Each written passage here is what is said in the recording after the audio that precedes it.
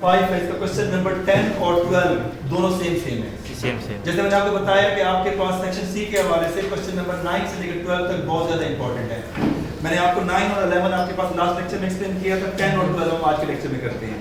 Question number 10 के अंदर आपके पास वो कह रहा है from the observation point the angle of depression, यानी ऑब्जर्वेशन पॉइंट है angle of depression, it means that वो हाइट के ऊपर है बंदा। एंगल ऑफ डिप्रेशन हमेशा हाइट से लिया जाता है।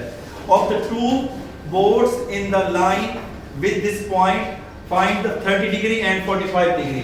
अगर ऑब्जर्वर इस जगह पे है, ठीक है, इस जगह पे क्या है, ऑब्जर्वर है, और ये समझ लें आपके सामने समंदर है, यहाँ पे दो बोर्ड्स हैं और एक ही लाइन के अंदर एक बोर्ड इधर है और दूसरी बोर्ड इस जगह है। अगर हम इसके पॉइंट को लेट कर लिए, ए है और ये पॉइंट क्या है, बी। एंगल ऑफ डिप्रेशन में पैरेलल लाइन बना के ड्रा किया जाता है। तो एक इस बोर्ड पे एंगल पड़ा और दूसरा एंगल इस बोर्ड पे, तो वो आपके पास कह रहे हैं एंगल आपके पास 30 डिग्री एंड 45 डिग्री। ये जो एंगल है वो है 30 डिग्री और जो यहाँ तक एंगल आ रहा है वो है 45 डिग्री। आगे क्या कहता है, find the distance between the two boards if the point of observation is 4000 feet high. यानी आपके पास जो ऑब्जर्वर है वो 4000 फीट। बट आपके पास एक बताया ना कि सी पोर्ट होती है ना, जैसे एयरपोर्ट पे आपने देखा होगा, लाइव नहीं तो फिल्मों में देखा होगा, एक टावर बना होता है हाइट के ऊपर जो मतलब है प्लेन्स को डायरेक्शन देता है। इसी तरह सी पोर्ट के अंदर एक टावर बना होता है हाइट पे, यानी हाइट इसलिए बनाते हैं ताकि दूर तक वो बोट्स को देख सकें। जैसे आजकल जदीद टेक्नोलॉजी है, लेजर लाइट के जरिए या वो एंगल बना के बता देते हैं कि आप इस वक्त सी पोर्ट से कितना दूर है या दूसरी बोट आपसे कितना दूर है। या आज के रेडार सिस्टम में भी आप देखते हैं तो आपके पास रेडार में कंप्यूटर में बता रहा होता है कि आपके गिर्द इस एरिया के अंदर कोई बोट आपके पास शिप ये इतने फासले पे है, ठीक है।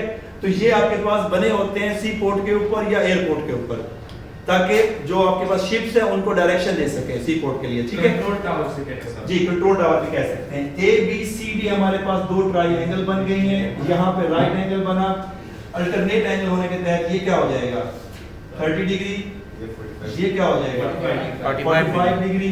और जैसे मैंने आपको बताया था इसको हम लेट x कर लेंगे और यहाँ पे इसको x1 लेट कर लेते हैं, ठीक है।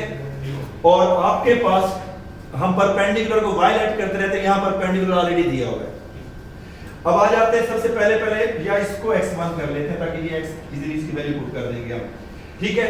सबसे पहले मैंने आपको क्या बताया था, जब भी दो ट्रायंगल, पहले कौन सी ट्रायंगल लेते हैं, छोटी ट्रायंगल। छोटी ट्रायंगल कौन सी बनती है बेटा, in right triangle B C D, ठीक है। राइट ट्रायंगल की साइन भी यहाँ लगा लेंगे। बीसीडी के अंदर आपके पास ये दो चीजें यूज करनी है, तो कौन सी रेशो लगेगी, साइन कॉस टेन लगेगा। तो बेटा आपके पास क्या आ जाएगा, tan 45 degree is equal to 4000 feet over x। 1045 की वैल्यू होती है 4000 ओवर x, और यहां से हमारे पास एक वैल्यू मिल जाएगी x इज इक्वल टू 4000, और ये इक्वेशन नंबर 1, इसको देखिए यहां पे छोड़ देंगे। अब आ जाए बड़ी ट्रायंगल ACD,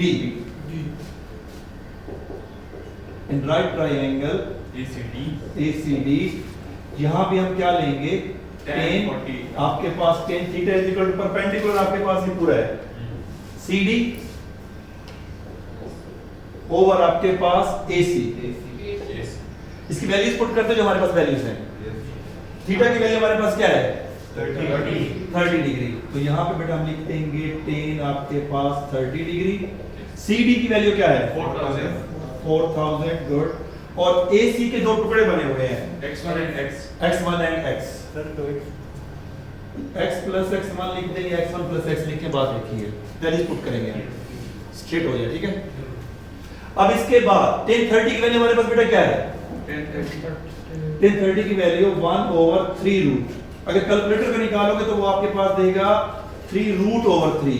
ये बात आपको मैं पहले बता चुका हूँ, कैलकुलेटर जो है ना डिनोमिनेटर को सॉल्व करके देता है, क्योंकि वो 3√3 से मल्टीप्लाई करता है, नीचे 3 रूट का स्क्वायर होकर 3 बन जाता है और ऊपर आपके पास 3 रूट आ जाता है। अगर ये वाली वैल्यू आए तो आपने ये लिखनी है, टेबल में ये वैल्यू है, ठीक है। और यहाँ पे आ जाएगा 4000 एक की वैल्यू मालूम है, x की वैल्यू हमारे पास क्या है, तो मैं यहाँ लिख सकता हूँ कि आपके पास 4000 plus x1। All of you clear?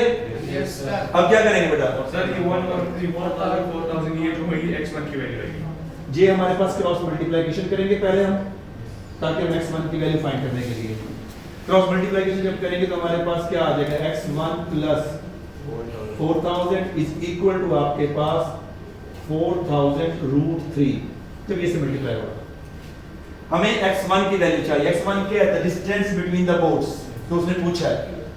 तो x1 अकेला करने के लिए 4000 तरफ जाए क्या हो जाएगा, माइनस हो जाएगा। 4000 आपके पास रूट 3 माइनस 4000 या 4000 को यहाँ से कॉमन ले लें या कैलकुलेटर पे डायरेक्ट भी कर सकते हैं। इसका आंसर निकालें, क्या आता है कैलकुलेटर सॉल्व करके इसका आंसर निकालें, that is the distance between the boards.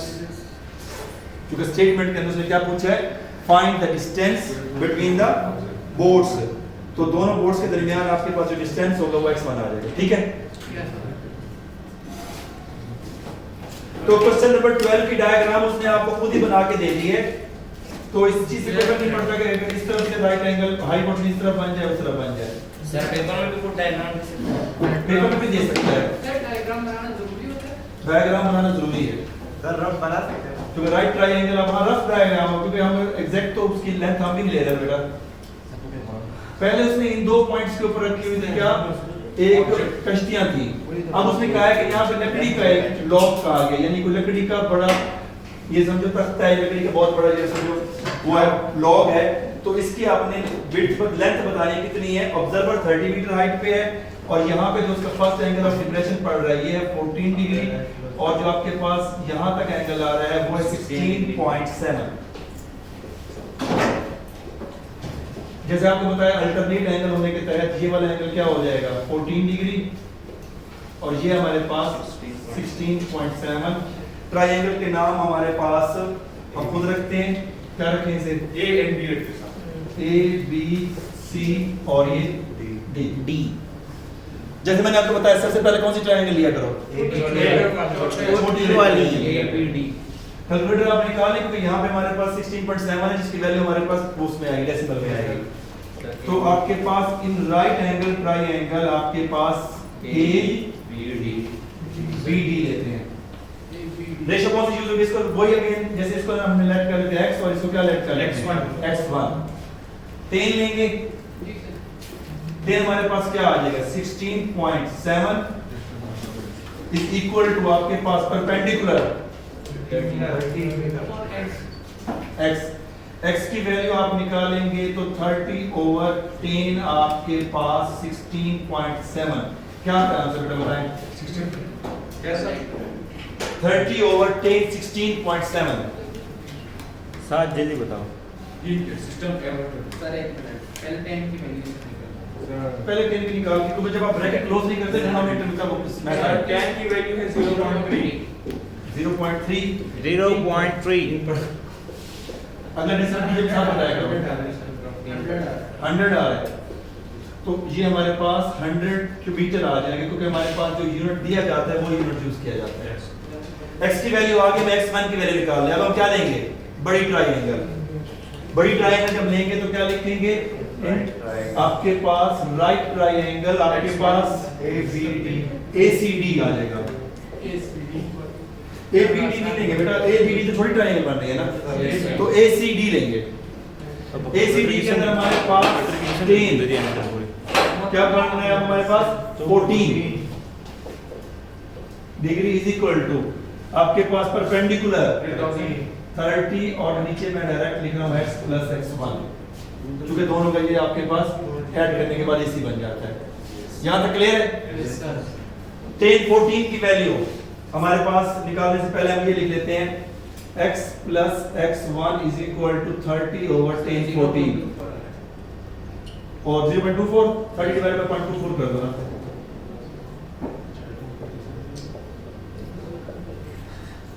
Sir 125 और हमें चाहिए किसकी लेंथ, इसकी x1।